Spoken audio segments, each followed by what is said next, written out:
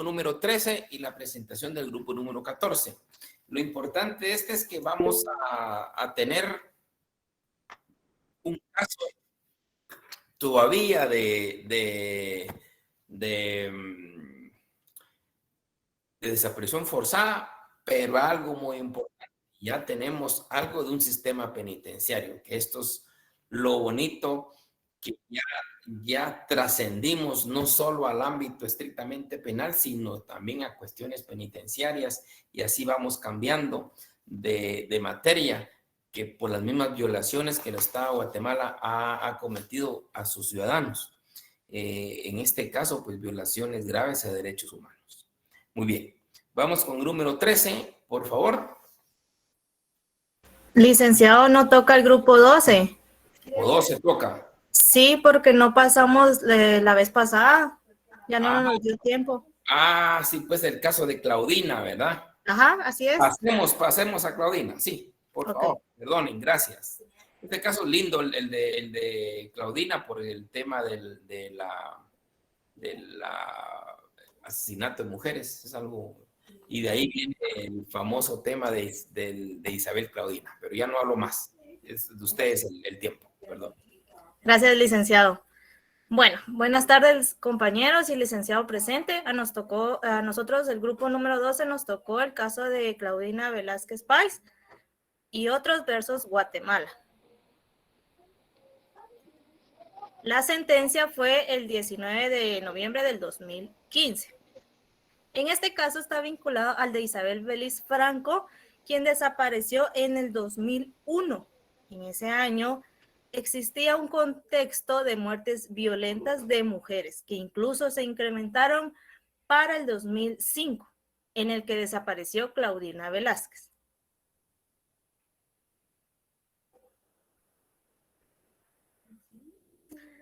Para la época que desapareció Claudina Velázquez e Isabel Vélez Franco, no existía un método de búsqueda de mujeres desaparecidas.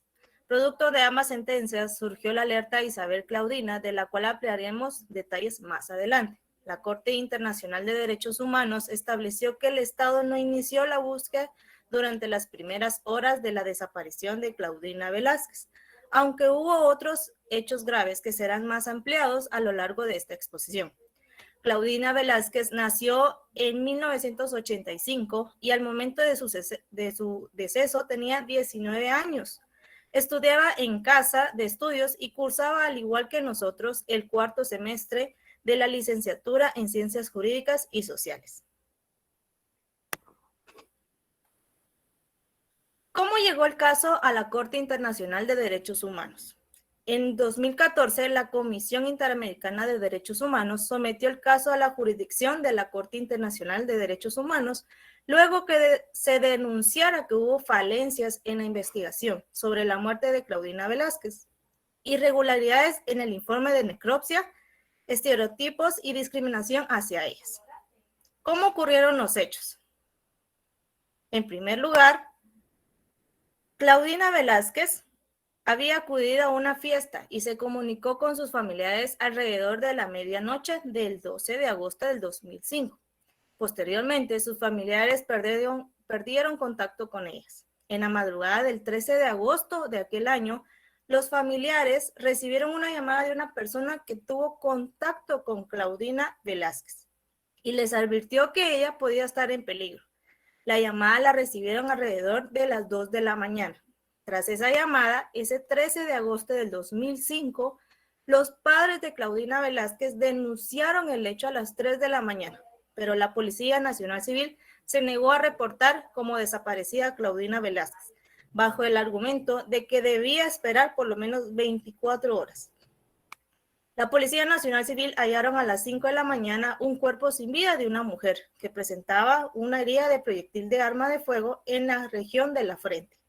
Testigos indicaron que el cuerpo fue dejado en la colonia Roosevelt por un vehículo tipo taxi. La víctima encontrada era Claudina Velázquez, cuyo cuerpo fue entregado a sus padres alrededor del mediodía de ese 13 de agosto del 2005.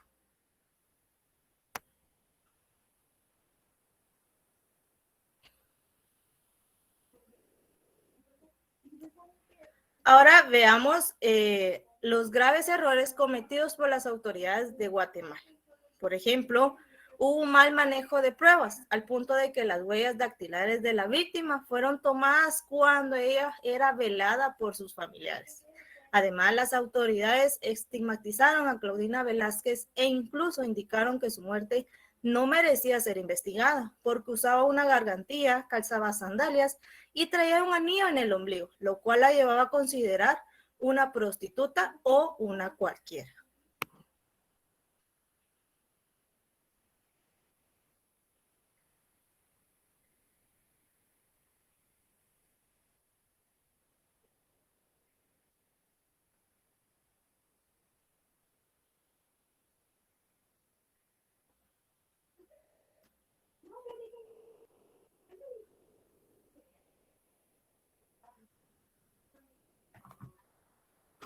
Por las anteriores razones, los padres de la víctima interponen la denuncia ante la Corte Interamericana de Derechos Humanos por el presunto incumplimiento del deber del Estado referente a la protección de la vida e integridad personal de Claudina Isabel Velázquez Páez. Lo anterior dado lo lento de su actuar teniendo en cuenta el contexto de violencia contra la mujer que se vivía en el país.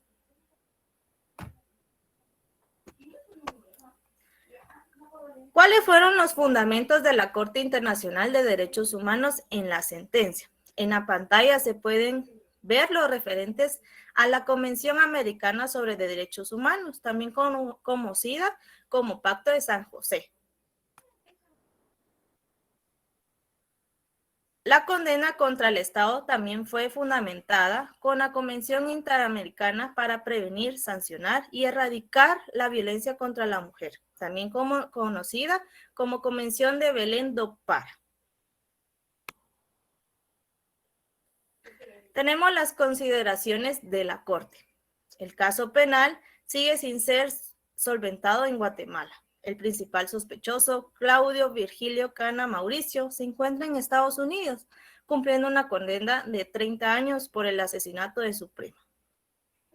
De igual forma, tenemos la falta de diligencia en relación con las líneas lógicas de la investigación en la recaudación y práctica de la prueba y plazo razonable.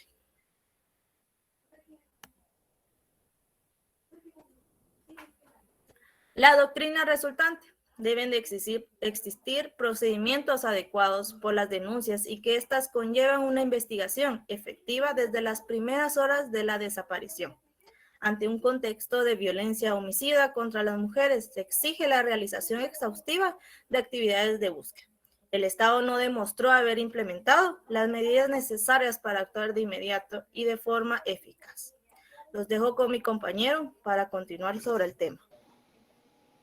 Así es, muchas gracias.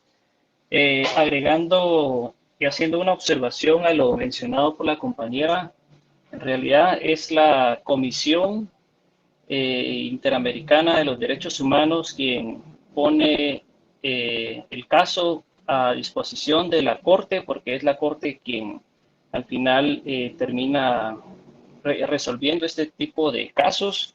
Lamentablemente abordamos un tema que incluso todavía seguimos siendo víctimas, a diario pues siguen cometiendo muchos abusos en contra de los derechos de las mujeres. Entonces, como doctrina resultante a este caso, tenemos tres aspectos. El primero lo podemos observar en la presentación: derecho a la vida e integridad personal, basado en el artículo 4.1 y 5.1 de la Convención Interamericana de los Derechos Humanos. Número 2, también lo observaremos en la pantalla, que sería el derecho a las garantías judiciales, artículos 8.1 y 25.1 de la Convención Interamericana de los Derechos Humanos. Y número 3, derechos a la integridad personal y protección de la honra y dignidad, artículo 5.1 y 11 de la Convención Interamericana de los Derechos Humanos. Curiosamente, este caso pues va de la mano con el caso Bellis Franco. Por cierto, ante este grado de avance que la comisión presentaba ante la Corte Interamericana, pues el Estado sostuvo que la Corte no era competente para conocer este caso en relación con las presuntas violaciones de derechos reconocidos en la Convención de Belém do Pará. Lo mismo pasó en el caso Belis Franco. Guatemala se quiso excusar, quiso presentar sus argumentos para dejar invalidez no solo la investigación, sino que una posible sentencia. Pero como consecuencia la Corte responde y comenta y expone de que era competente conocer el presente caso, basados en el artículo 12 de la Convención de Belém do Pará, que estipula, se los voy a leer literalmente: cualquier persona o grupo de personas o entidad no gubernamental legalmente reconocida en uno de los Estados miembros de la organización puede presentar a la Comisión Interamericana de Derechos Humanos peticiones que contengan denuncias o quejas de violación del artículo 7. Enseguida también les leo el artículo 7 de la presente convención por los Estados parte, y la Comisión las considerará de acuerdo con las normas y requisitos de procedimiento para la presentación y consideración de peticiones estipulados en la Convención Americana sobre Derechos Humanos y en Estatuto y Reglamento de la Comisión Interamericana de Derechos Humanos. Agregando también a esto, les comento de que Guatemala es Estado parte de dicho instrumento desde el 25 de mayo de 1978 y reconoció la competencia contenciosa de la Corte el 9 de marzo de 1987. Entonces, naturalmente la Corte sí era competente para conocer este caso y por lo tanto poder emitir una sentencia. Una sentencia porque se violaron los derechos en este caso de Isabel Claudina. En cuanto al aspecto de la resolución, podemos observar también en la pantalla, en base a que el Estado incurrió en responsabilidad internacional de no haber realizado una investigación seria de la desaparición, violencia y muerte de Claudina Velázquez, y que al momento de la tragedia de Claudina se vivía en un contexto de violencia contra las mujeres, en donde los actos de violencia quedaban en la impunidad. Por lo tanto, la Corte establece que el Estado violó, número 1, su deber de garantizar el libre y pleno ejercicio de los derechos a la vida e integridad personal, basado en el artículo 4.1 y 5.1 de la Convención Interamericana de los Derechos Humanos. Número 2, el Estado violó a las garantías judiciales y a la protección de la protección judicial, basado en el artículo 8.1 y 25.1 de la Convención Interamericana de los Derechos Humanos. Y número 3, el Estado violó los derechos a la integridad personal y al respeto de la honra y el reconocimiento de la dignidad, estipulado en el artículo 5.1 y artículo 11 de la Convención Interamericana de los Derechos Humanos. En cuanto a las medidas de reparación, también podremos observarlo en la pantalla. Por concepto de daño inmaterial por la falta de garantías a sus derechos, la Corte ordena pagar al Estado de Guatemala la cantidad de $60,000 los Estados Unidos de América a favor de Claudina Isabel Velázquez, $18,000 a favor de Jorge Rolando Velázquez Durán, su padre, $15,000 a favor de Elsa Claudina Páez Vidal, su mamá, y $12,000 a favor de Pablo Andrés Velázquez Páez, su hermano, por concepto de lucro cesante. La cantidad de $145,000 a favor de Claudina Isabel Velázquez Páez y $10,000 a favor de Jorge Rolando Velázquez Durán, que es su papá, su padre. Lamentablemente tuvo que avanzar pues hasta estas instancias para que se tomaran medidas serias para investigar y sobre todo para actuar al momento de desaparición o secuestro de alguna persona, de alguna mujer específicamente. Como producto de eso, pues se crea la alerta Isabel Claudina. Como bien sabemos, el Ministerio Público y la Policía Nacional Civil trabajan conjuntamente, trabajan de una manera coordinada para evitar desapariciones de este tipo y pues evitar sobre todo que se den tragedias que posiblemente pues pueden quedarse en la impunidad.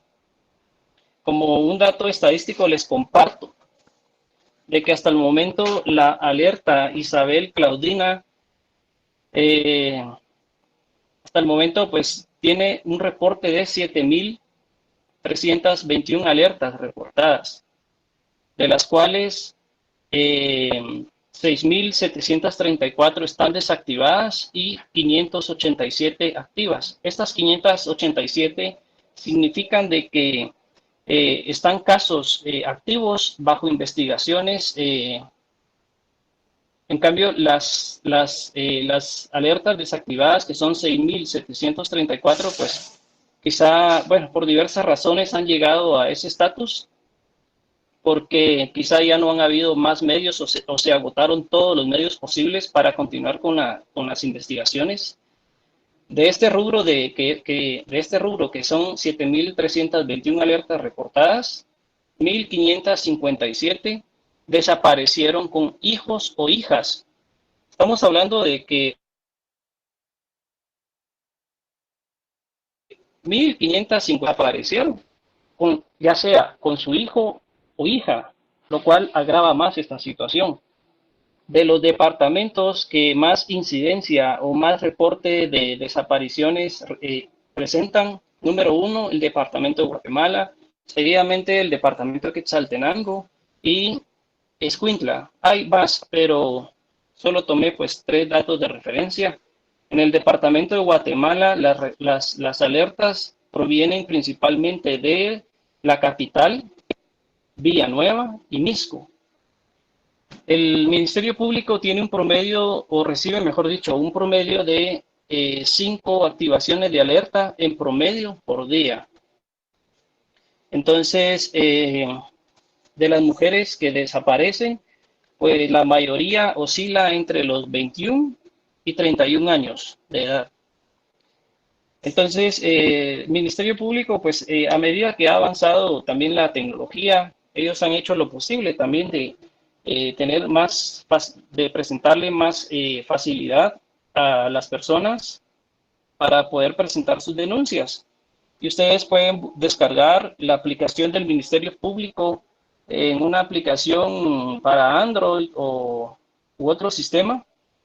Y ustedes, pues desde ahí pueden hacer este tipo de reportes o si no, llamar al 110, que es la línea de la Policía Nacional Civil.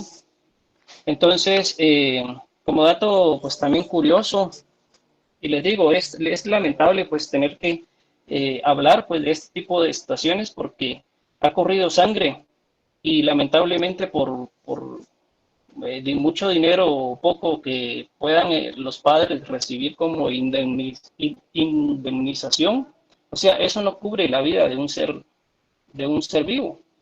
Entonces, hay un caso pues también muy relevante, mediático, por cierto, que es el caso de Cristina Sicavisa. Es un hecho pues que se dio en el año 2011 y la verdad pues encierran muchas interrogantes este caso, pero vemos pues de que este caso no ha tenido éxito. No sé, y el presunto responsable pues en teoría ya falleció, pero no se sabe si murió o no murió. Pero bueno, en teoría el señor murió. Entonces, y les digo, son casos donde incluso quizás pueden prestar para influencias entre políticos o influencias de carácter pues profesional, ya que la madre de este señor Roberto pues era magistrada en ese entonces de la Corte Suprema de Justicia. Entonces, presentan muchas dudas también este caso. Entonces lo traigo a colación porque es uno más de muchos casos que quizá durante todos los días pues se presentan violaciones a los derechos de las mujeres. Entonces, estamos ahí para servirles, para aclarar alguna duda, escuchar algún comentario, compañeros, licenciado. Perfecto, muy bien. Este caso, me gusta que hayan sacado a colación el de Isabel Vélez Franco, porque el de Isabel Vélez Franco con el de Claudina fueron casos paradigmáticos en contra de Guatemala por el tema de femicidio. Ambas pues fueron asesinadas, no hubo investigación, y lo relevante de Claudina para nuestro medio, y ustedes muy bien los pusieron al inicio, es que era nuestra compañera, porque ella estaba estudiando en nuestra facultad, y creo que en la jornada vespertina, en la jornada de ustedes. Y fue bastante impactante, y más impactante aún, y por eso viene y llegó a la Corte Interamericana por la pésima investigación del Ministerio Público, las formas de obtener información pésimas. De hecho, el padre de Claudina, entre sus entrevistas que yo le he escuchado, siempre expone aquel ejemplo de que en pleno velatorio de la niña, llega el MP y abre la caja y para obtener la impresión dactilar, o sea que ni siquiera cuando fueron a levantar el cuerpo obtuvieron ese dato, o sea, así. De hecho, yo recuerdo que a ella se le trató como prostituta y como era prostituta no valía la pena investigar, o sea, una cosa increíble, y todo es porque se tenía la creencia, y aquí en Guatemala igual, y recuerdo, vamos a ver, creo que con ustedes también, el caso del primer femicidio que conoció la Corte Interamericana de Derechos Humanos, que es contra México. México también tenía el mismo criterio, que usted llegaba a la policía y le decía, mire, mi hermana, mi tía, mi mamá, mi hija, mi esposa está desaparecida, ya lleva tantas horas y no aparece. Entonces le decía al policía, no se preocupe, va a aparecer. Hay que darle 48 o 72 horas, y si no aparece, entonces vamos a empezar nosotros a investigar. Esa es la idea, era lo lógico. O sea, mire la lógica que se tenía, porque se creía que tal vez la niña, la persona, lo que sea, tal vez iba a estar con su novio o alguien por ahí, en lugar de pensar lo contrario, ¿no? Entre más tiempo damos, más posibilidades hay de que se las lleven fuera de las fronteras o las asesinen, tal como pasó en estos casos. Y de ahí, como muy bien lo dijeron ustedes, surgió esta alerta Isabel Claudina por ambas, como una memoria a ellas y para que no pasara otra situación similar como el emblema que ustedes muy bien dijeron, dicen ahí, ni una más Guatemala. Está bonito, es interesante, y quiera que no, en memoria de estas dos niñas, se ha logrado mucho, como ustedes perfectamente los pusieron, esas estadísticas que hablan por sí solas, nos han dado datos de 88, 90, por ahí, por ciento de efectividad. Y esto es bueno que lo sepamos, y es bueno que lo sepa todo mundo. Y yo les voy a confesar algo personal. Hace algunos 3 semanas por ahí, un conocido asustado porque su tía y su sobrina no aparecían. Y entonces me localizó, y lo que le dije fue que llamara a Isabel Claudina, y efectivamente lo hizo, y tuvimos la suerte que en pocas horas aparecieron y que efectivamente las habían secuestrado. O sea, miren qué importancia lo que nos dejaron estas pobres niñas, pero es lamentable el costo que se tuvo. Y lo importante es tener presente que cuando no hay justicia en Guatemala, por desgracia, tenemos que acudir al ámbito internacional. Y es lo que ha pasado. En el caso de Claudina Velázquez, sí no ha habido mayor efecto, porque no ha habido una condena. En cambio, en el caso de Isabel Velázquez, sí hubo una condena, pero es a raíz de las sentencias que emite la Corte Interamericana de Derechos Humanos. Ahora, en el caso de Claudina Velázquez, pues de Claudina Velázquez Páez, entiendo que el MP está con eso, está siguiendo ciertas investigaciones, creo que últimamente ha hecho ciertas actividades de investigación más profundas para tratar de lograr obtener justicia contra el responsable. Así es, licenciado, perdone, ¿puedo agregar algo más? Sí, por favor. Muchas gracias, licenciado. Pues ahí dejando el espacio para conocer pues la opinión del licenciado. Como bien lo acaba de comentar él, cuando no hay justicia en Guatemala se tiene que recurrir a instancias internacionales, en este caso a la Comisión Interamericana, para que pudiera presentar este caso ante la Corte, y la Corte en este caso resuelve. Nosotros pues, pusimos en esta conclusión: resuelve o considera que el Estado incumplió su obligación de investigar la muerte violenta de Claudina Velázquez como una posible manifestación de violencia de género y con un enfoque de género.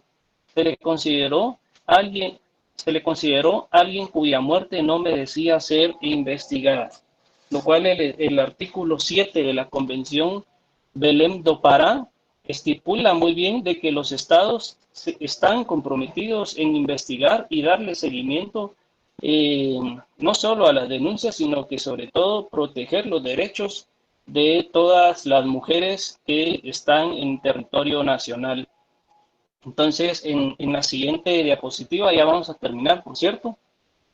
Pues es aquí donde les comentaba, se crea la Corte Interamericana de los Derechos Humanos, crea esta alerta Isabel Claudina, y vemos de que sí ha tenido efectos pues, positivos a consecuencia de una tragedia que se dio.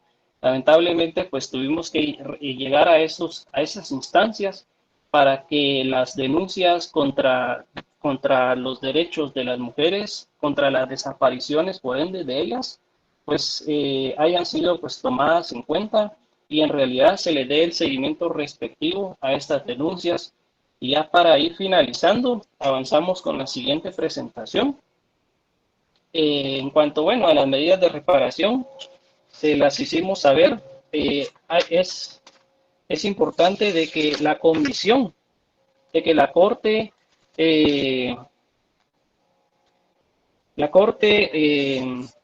establece que el Estado pues debe de pagar determinadas cantidades de dinero, que por cierto ya las mencionamos, pero en realidad eso fue un mínimo de lo que la comisión pretendía, porque en el caso de daño inmaterial, la comisión solicitaba $105,000 a favor de Claudina y la Corte establece $60,000 de los 105,000.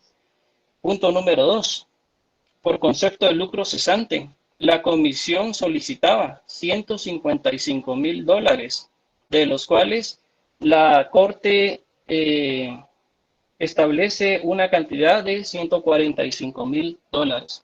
Sabemos de que el dinero no puede recuperar, no puede revivir al muerto, pero como una medida de resarcimiento, la Corte pues determina estos rubros a favor de la familia de Isabel Claudina Velázquez. Entonces, compañeros, fue para nosotros un gusto haberles presentado esta presentación y también pues licenciado, muchas gracias por su tiempo. Está por demás mencionar de que cualquier tipo de alerta, emergencias que se den en contra de o que sepamos de mujeres vecinas que están en peligro, pues podemos acudir a la extensión 110 de la Policía Nacional Civil o presentarnos pues al Ministerio Público para hacer la respectiva denuncia, o bien hacerlo por medio de su plataforma digital, que la pueden encontrar en cualquier sistema de, de Mac o bien Android con el nombre de Ministerio Público, y estoy muy seguro de que, pues, Dios no quiera que se presenten este tipo de casos, pero estoy seguro de que van a recibir la atención y el seguimiento pertinente para evitar, pues, este tipo de tragedias.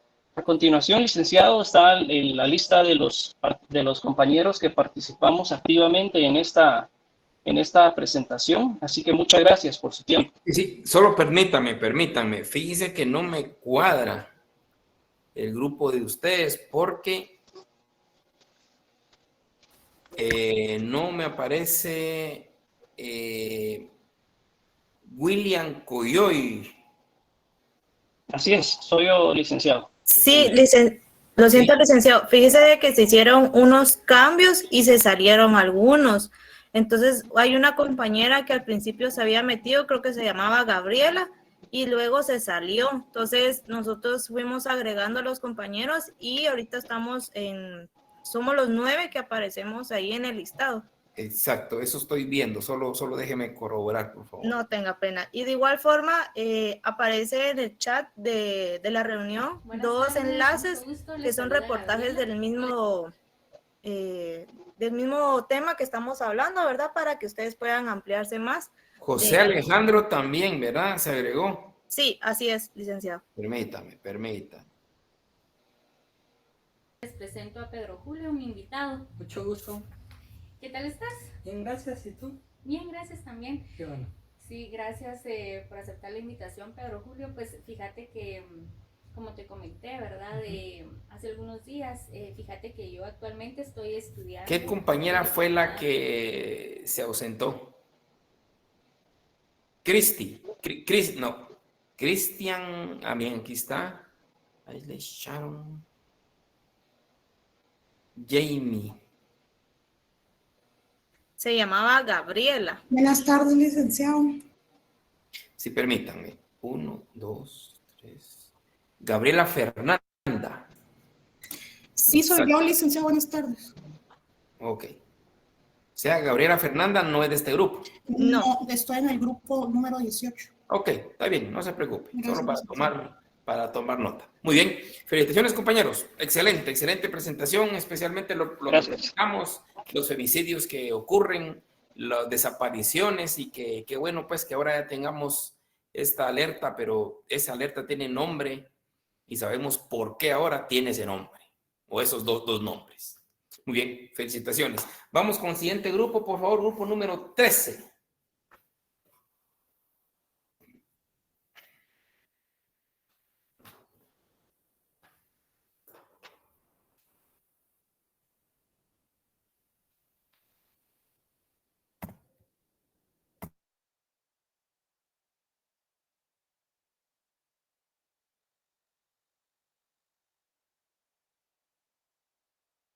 No se le escucha.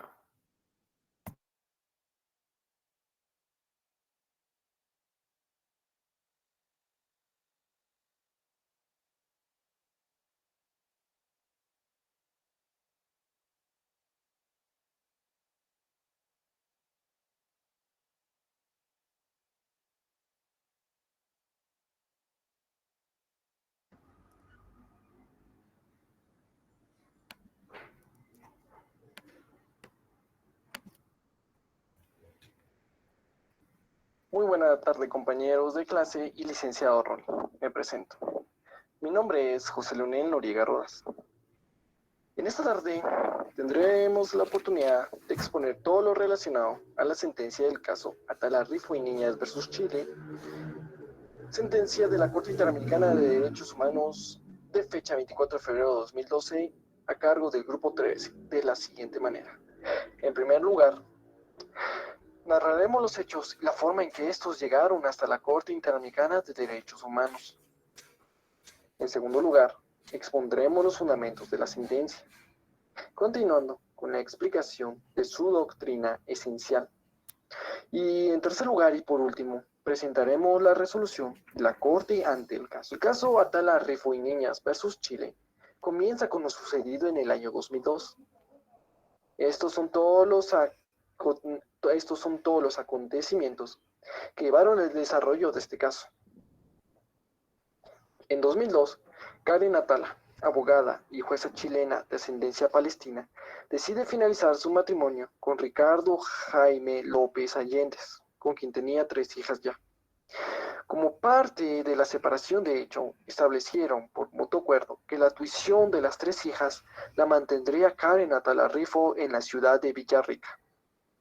Las cosas marchaban bien hasta que en noviembre del año 2002, la señora Emma Ramón, compañera sentimental de la señora Atala, comenzó a convivir en la misma casa con ella y sus 3 hijas. Este acontecimiento no fue muy bien recibido por parte de Ricardo Jaime López Allendez. El acto de que Emma Ramón conviviera más seguido con Karen motivó a que el padre de las niñas peleara la tuición de ellas, cuando el 14 de enero del año 2003, el padre de ellas interpuso una demanda para quitarle la custodia a su madre, debido a que la señora Karen Atala mantenía una relación amorosa con otra mujer, presentando una demanda de tuición o custodia ante el Juzgado de Menores de Villarrica, al considerar que el desarrollo físico y emocional de las niñas estaría en serio peligro, alegando la nueva opción de vida sexual de la madre. El padre de las niñas argumentaba que la señora Karen había alterado la normalidad de la rutina familiar. Había preferido sus intereses por encima de su rol materno, y que todo esto produciría daño a las 3 niñas.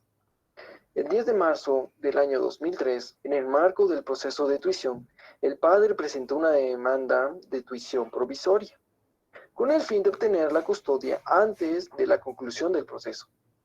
El 2 de mayo del mismo año, el juzgado de menores concedió la tuición provisional al padre y reguló las visitas de la madre.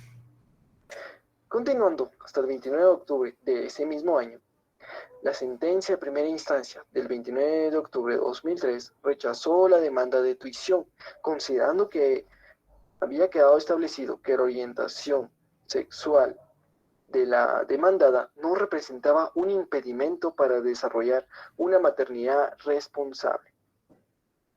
Sin embargo, al llevarse a otra instancia el primer fallo, ante la Corte de Chile, este juicio terminaba con la justicia chilena concediendo la custodia al padre en 2005 a causa de la orientación homosexual de la madre, argumentando que las niñas tienen derecho a desarrollarse en una familia estructurada normalmente según el modelo tradicional. Frente a tal injusticia, Karen denuncia a Chile ante el Sistema Interamericano de Derechos Humanos. Años después, hasta siendo el 24 de febrero de 2012, la Corte Interamericana condena a Chile por grave violación a los derechos a la igualdad ante la ley de las personas de diversidad sexual, señalando que la sentencia de la Corte Suprema se basó en prejuicios y actuó con discriminación, afectándose la vida privada y familiar de la señora Karen Atala Rifo y sus hijas. El fallo Atala es el primero que reconoce la orientación sexual e identidad de género como categorías protegidas ante la Convención Americana, que las personas tienen derecho al libre desarrollo de su personalidad conforme a su orientación sexual, que el interés superior de las niñas y niños no debe basarse en prejuicios y estereotipos, sino en hechos fundados y comprobables. Este fallo sienta jurisprudencia ante la Corte Interamericana para otros casos donde la orientación sexual y la identidad de género fueron protagonistas. Además, abrió camino para que los países de Latinoamérica modifiquen sus leyes y jurisprudencia, reconociéndose y ampliándose los derechos al matrimonio, a la afiliación de sus hijos y a formar una familia. Para continuar con lo programado, son los fundamentos de la sentencia. Los dejo en compañía de mi compañera Melissa Sarasúa y me despido de ustedes agradeciendo la atención prestada. Para exponer la doctrina esencial en el caso Atala Rifo y Niñas versus Chile, explicaré primeramente lo que es doctrina en el derecho. Nos propusimos esta tarea debido a que existe la tendencia de confundir doctrina con jurisprudencia. Así, al diferenciar entre una y otra, nos será mucho más fácil entender la narrativa en cuanto a doctrina esencial se refiere. Para ello, la pregunta, ¿qué es la doctrina en derecho? La doctrina jurídica Se refiere al conjunto de opiniones que emiten expertos jurídicos. Este conjunto de teorías y enseñanzas que forman la doctrina son las que los juristas profesionales han tomado como ciertas y verdaderas. Por tanto, la doctrina en derecho es universal. De este modo podríamos definir también la doctrina como aquellos elementos a los que acuden los jueces y magistrados para tomar sus decisiones de una manera objetiva. De la misma forma, con base en la doctrina, los abogados pueden acreditar sus pretensiones para que el juez o magistrados decida en su favor. Es decir, la doctrina en derecho fijará el sentido de las leyes a aplicar a problemas concretos de la sociedad. Incluso ofrece posibles soluciones para hechos o cuestiones que no se encuentren legisladas de manera particular. Aunque lo podemos confundir con su similar, la jurisprudencia, en contraposición, son decisiones que en una materia jurídica concreta establecen un criterio sobre un problema jurídico, la cual podemos entender como conjunto de sentencias o fallos dictados por los jueces u órganos jurisdiccionales y como el conjunto de sentencias dictados sobre un mismo punto con el propósito de obtener una interpretación uniforme del derecho en los casos que la realidad presenta a los jueces. Entonces, ¿cuál es la diferencia entre doctrina y jurisprudencia? La principal diferencia entre doctrina y jurisprudencia es que la jurisprudencia tiene un carácter obligatorio y vinculante a la hora de aplicar la ley, y la doctrina, por el contrario, en el derecho es una guía de cómo aplicar e interpretar la ley, pero ni es de obligada aplicación y mucho menos vinculante. Para tenerlo claro, la diferencia estriba en que la jurisprudencia son decisiones emanadas por un tribunal superior que sirve como base para un caso similar, mientras que la doctrina son opiniones y medios que se utilizan por los juristas en sus argumentos, como son los libros, la Constitución, las leyes, etc. Eso sí, ambas tienen por función velar la correcta interpretación de las leyes. Entonces, a nuestra pregunta de referencia, ¿qué es la doctrina en el derecho?, le podemos añadir otra. ¿Es significativa? La respuesta es fácil. Sí, es vital. Es necesaria para poder elaborar las leyes. Ofrece a los legisladores un mapa con el cual legislar. Se trata de conocer la aplicación legal presente para prever la eficacia de una norma en el futuro. Asimismo, la doctrina orienta y establece límites a las leyes. Estos se delimitan considerando la realidad social, política y económica pasada, la presente y la que se pretende establecer para el futuro de una sociedad. De este modo, marca el camino para que las leyes y demás disposiciones legales consigan los fines para los que son creadas. El mundo cambia y las sociedades también. Sin la doctrina dejaríamos de tener hipótesis que formen nuevos conceptos jurídicos o que modifiquen los que ya conocemos. De esta manera, podrían servir para legislar e interpretar las leyes. Ahora que nos suena más lo que es doctrina, ¿cuál fue la doctrina utilizada en el caso Talarrifo y Niñas versus Chile? El caso es una sentencia de fecha 24 de febrero del año 2012, en la que la Corte Interamericana condena al Estado chileno por vulnerar gravemente el derecho a la igualdad ante la ley, a la no discriminación y el derecho a la vida privada y familiar de Karen y sus hijos. El Estado chileno incurrió en responsabilidad internacional por la presunta violación de los derechos a la igualdad y no discriminación, vida privada y familiar, protección especial de las niñas, garantías judiciales y protección judicial, establecidos en los artículos 24, 11.2, 17.1, 17.4, 19, 8.1 y 25.4 de la Convención Americana. Debido a esto nos surge la pregunta, ¿qué es la igualdad ante la ley? Todas las personas nacen libres e iguales ante la ley, recibirán la misma protección y trato por parte de las autoridades, gozarán los mismos derechos, libertades y oportunidades sin ninguna discriminación por razones de sexo, raza, origen, nacional o familiar, lengua, religión, opinión política o filosófica. ¿Qué es el derecho a la no discriminación? Este derecho forma parte del principio de igualdad y protege a las personas de ser discriminadas por cualquier motivo. Su fundamento es la dignidad humana. ¿Qué es el derecho a la vida privada y familiar? Lo encontramos regulado en el artículo 8.1 del Convenio Europeo para la Protección de los Derechos Humanos. Nadie será objeto de injusticias arbitrarias en su vida privada, su familia, su domicilio o su correspondencia, ni de ataques a su honra o a su reputación. Toda persona tiene derecho a la protección de la ley contra tales injerencias o ataques. Y del artículo 17 del Pacto Internacional de Derechos Civiles y Políticos de 1966. 1. Nadie será objeto de injerencias arbitrarias o ilegales en su vida privada, su familia, su domicilio o su correspondencia, ni de ataques ilegales a su honra y reputación. 2. Toda persona tiene derecho a la protección de la ley contra esas injerencias o esos ataques. Durante todo el proceso se utilizaron las siguientes normas: los tratados, Convención Americana y la Declaración Americana de los Derechos y Deberes del Hombre, además de la Declaración sobre los Derechos Humanos, Orientación Sexual e Identidad de Género, la Convención de Viena sobre el Derecho de los Tratados y de las Naciones Unidas, la Convención Internacional sobre la Eliminación de todas las formas de discriminación racial, la Convención sobre la Eliminación de todas las formas de discriminación contra la mujer, Convenio Europeo para la Protección de los Derechos Humanos y de las Libertades Fundamentales, el Pacto Internacional de Derechos Civiles y Políticos, además de la Declaración Universal de Derechos Humanos del Consejo Europeo. Los artículos violados de la Convención Americana fueron el artículo 1.1, obligación de respetar los derechos. Artículo 8.1, las garantías judiciales. Artículo 11.2, protección de la honra y de la dignidad. Artículo 17.1, protección a la familia. Artículo 19, derechos del niño. Artículo 24, igualdad ante la ley. Y el artículo 25, protección judicial. El día 24 de febrero del año 2012 se dictó la sentencia. La Corte declaró: el Estado es responsable por la violación del derecho a la igualdad y a la no discriminación, consagrado en el artículo 24, en relación al artículo punto 1 de la Convención Americana sobre Derechos Humanos, en perjuicio de Karen Atala Rifo, de conformidad con lo establecido en los párrafos 94 al 99, 107 al 146, 218 al 222 de esta sentencia.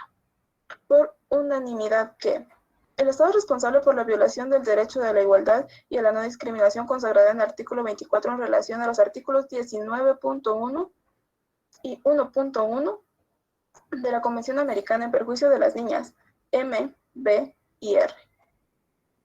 De conformidad con lo establecido con los párrafos 150 a 155 de esta sentencia, por unanimidad que el Estado es responsable por la violación del derecho a la vida privada consagrado en el artículo 11.2 en relación al artículo 1.1, Convención Americana en perjuicio de Karen Atala Rifo.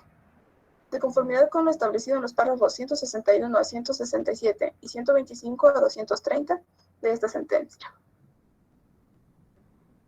El juez Diego García Sayán y las juezas Margaret May Maculay y Radis Abreu Blondet votaron a favor del siguiente punto resolutivo. Los jueces Manuel E. Ventura Robles, Leonardo A. Franco y Alberto Pérez Pérez votaron en contra.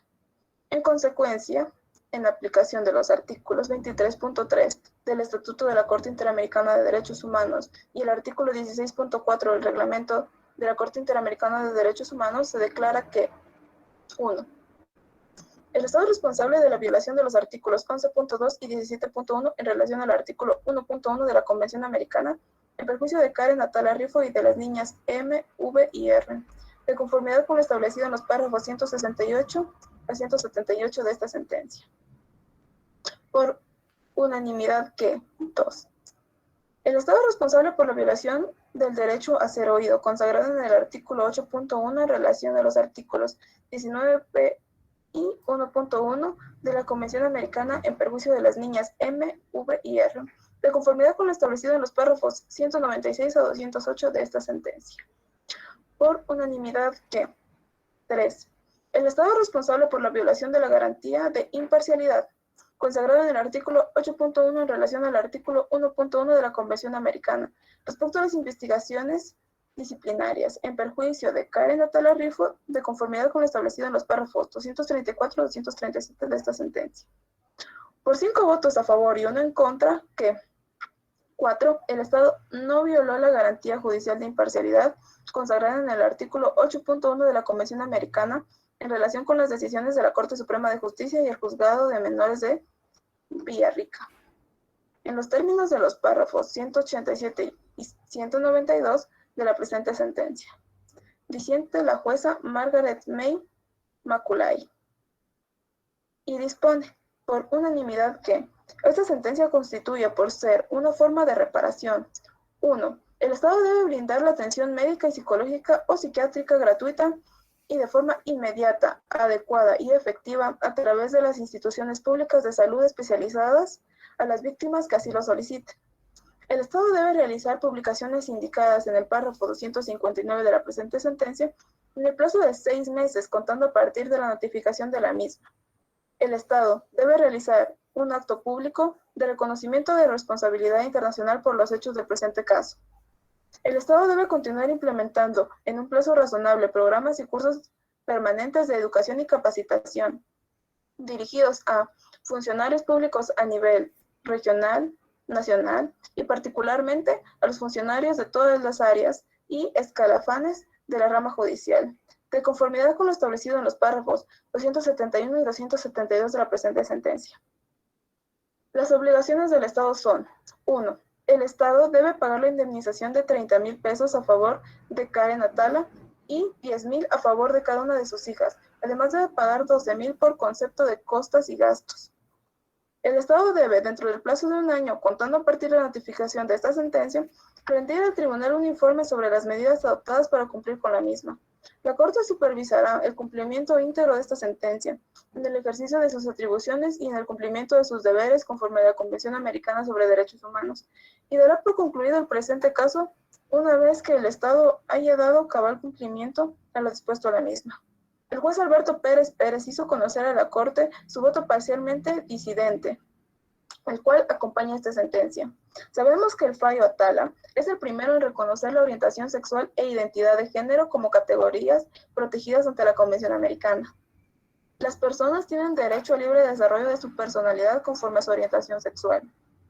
Es importante destacar el interés superior de los niños no debe basarse en prejuicios ni en estereotipos, sino en hechos fundados y comprobables.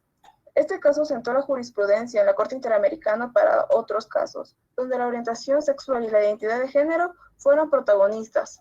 Además, abrió camino para que los países de Latinoamérica modifiquen sus leyes y jurisprudencias. Muchas gracias. Muchas gracias a todo el público por la atención prestada en nuestra exposición.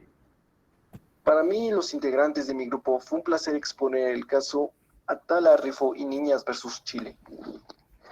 Me despido sino antes compartir una breve reflexión. Si la justicia existe, debe ser para todos. Nadie puede quedar excluido. De lo contrario, ya no sería justicia. Muchas gracias por su atención. Muy bien.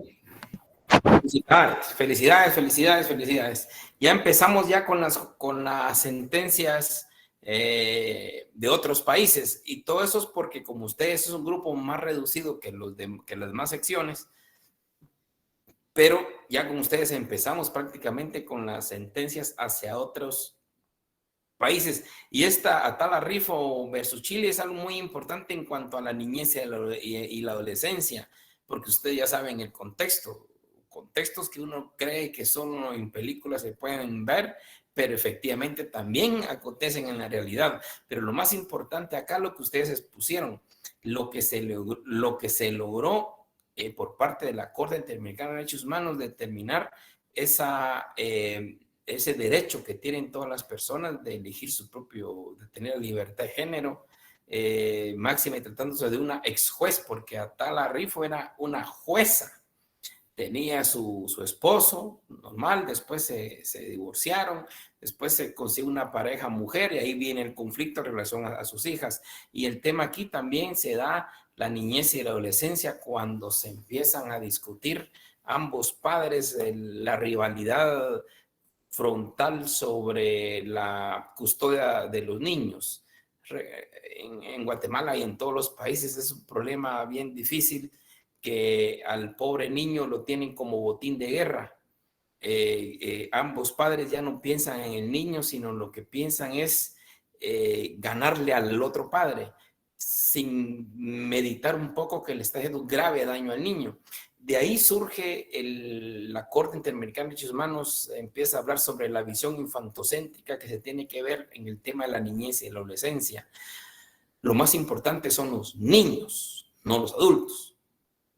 Entonces los niños tienen derecho de convivir y disfrutar a sus padres, no a la inversa como nosotros tenemos la concepción o lo que nosotros nos enseñan todavía en el derecho civil o derecho de familia, que los padres se pongan de acuerdo. No, esto es diferente. Aquí es derecho de la niñez, visión infantocéntrica. Aquí concentrémonos en lo que más le convenga al niño. No lo que más le convenga a los padres, no, lo que más le convenga al niño.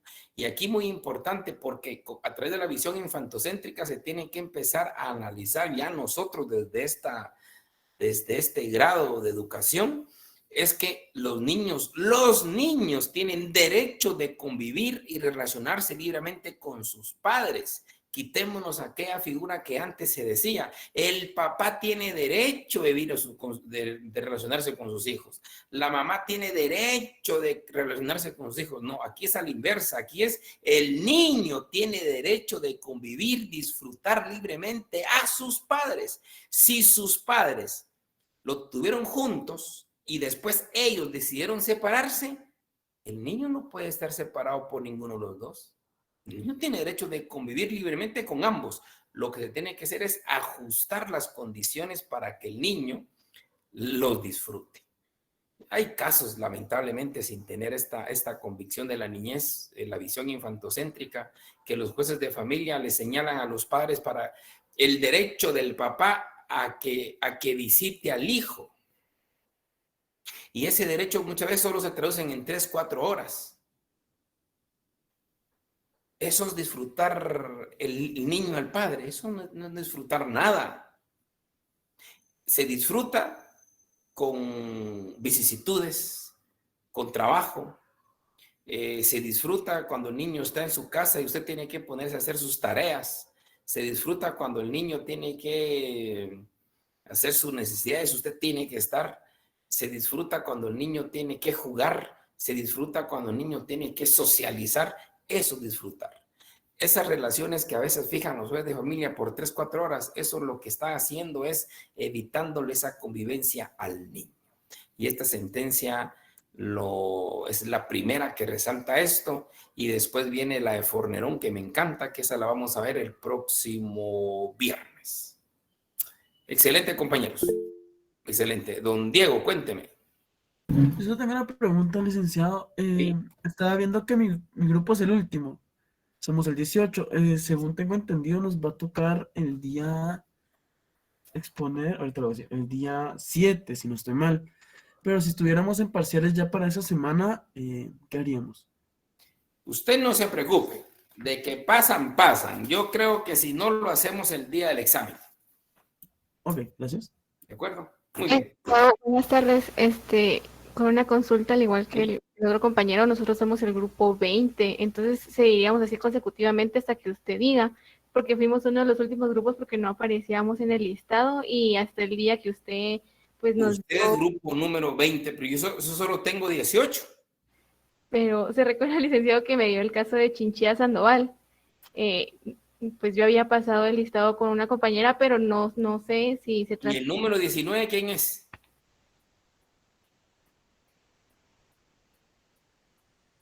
Yo solo tengo 18. Usted ahora me apareció con número 20. ¿Cuántos integrantes son ustedes?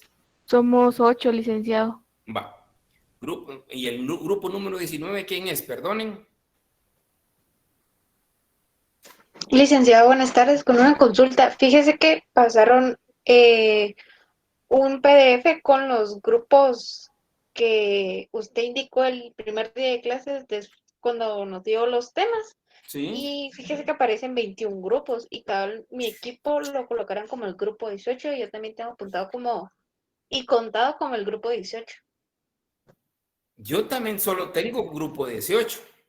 Licenciado, buenas tardes. Yo soy la que le juntó los grupos. Al final, cuando se agregaron los nuevos grupos que no estaban en el listado que usted tiene ahorita, ¿sí? Ese documento lo tiene Lic Carol. Yo se lo envié a ella modificado con los grupos que hacían falta y algunos integrantes de algunos grupos que hacían falta. ¿Y cuántos grupos son entonces en total? Permítame, son 21 en total. Uf, 21. Ajá. No se nos complicó la cosa. Y el grupo Sí, número 21, va, el grupo número 19, qué caso tiene?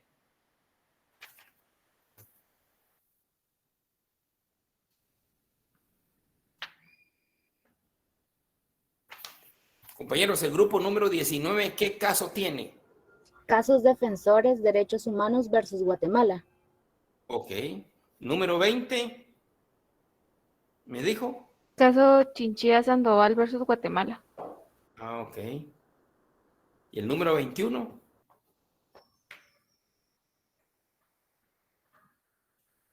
El 21 es caso Maldonado Ordóñez, Pisis, Guatemala. Ok. Muy bien, entonces estamos un poquito atrasados ahora con ustedes. Bueno, pero vamos, entonces el próximo viernes, ¿ustedes les toca qué horario? ¿Este mismo horario o el de las... No, es de las 2. Y disculpe, solo el grupo 19 tiene el mismo caso que nosotros. Número 19. ¿Y usted Sí, qué es grupo que es? se corre, No. licenciado, porque el grupo 18 sería caso Comunidad Mayagna versus Nicaragua. Ajá. Pero a nosotros no nos informaron eso y nosotros ya teníamos todo el informe y el trabajo hecho del caso que se nos proporcionó. Fíjate que no sé, porque el cabal del día que el licenciado dio los grupos, yo iba apuntando como... Y cabal me sale el número 18. Pues, Bueno, como no se nos avisó, nosotros ya teníamos hecho nuestro trabajo, ya tenemos todo hecho, entonces no sé qué se podría hacer ahí.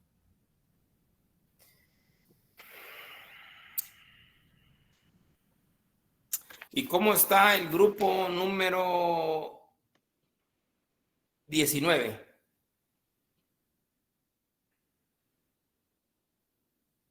Es que no hay grupo, bueno, sí tiene que haber grupo 19, pero según ellos, ellos son grupo 18. Ajá. Pero ahora que hay más grupos, se corren uno más. Ya no entiendo ustedes, perdónenme. Aquí se me hizo bolas entonces. Es que ellos Licenciada, es piensan el que son grupo 18 se 18 corre. porque, no sé, creo que se confundieron porque al momento que usted nos dio el listado de temas, mi grupo entra en el grupo 18. No, ¿Y su porque es grupo que qué? la primera vez que el licenciado dio el listado nos dijeron a nosotros grupo 18. Pues, Perdone, licenciado, que los interrumpa, Sí. compañeros. Yo le hice llegar el listado a Lic Carol para que se lo proporcionara, pero se lo voy a leer acá en el orden en el que está, en el que se estableció el último día, cuando se agregaron las últimas sentencias. Tenemos desde el caso número 13, que fue el de caso Atalarrifo. Ahí estamos bien. Grupo Hasta ahí estamos número bien. 14, grupo número 14 tenemos Fornerón versus Argentina. Número 15 es caso Inseminación versus Costa Rica. Número 15. 16, ajá. Número 16 tenemos caso Algodoneras versus México. Permítame. De acuerdo, licenciado. Ajá, número 16, 17. Caso La Última Tentación de Cristo. Caso número 18, Comunidad Mayagna. Ajá, de versus Nicaragua. Caso, grupo 19, tenemos Defensores Derechos Humanos versus Guatemala. Grupo número 20 es caso Chinchilla Sandoval versus Guatemala. Y grupo número 21 es Maldonado Ordóñez versus Guatemala. Ok, ahora tenemos el problema con el grupo número 18 y grupo 19. ¿Por qué dicen ustedes que se corre? Porque a ellos supuestamente no les ha corrido. Mire, les voy a dar los nombres de los coordinadores que están acá en el listado. El caso número 17, la coordinadora es Melania Adriana, con La Última Tentación de Cristo. Caso 18 le corresponde al grupo de María Andrea Estrada Donis.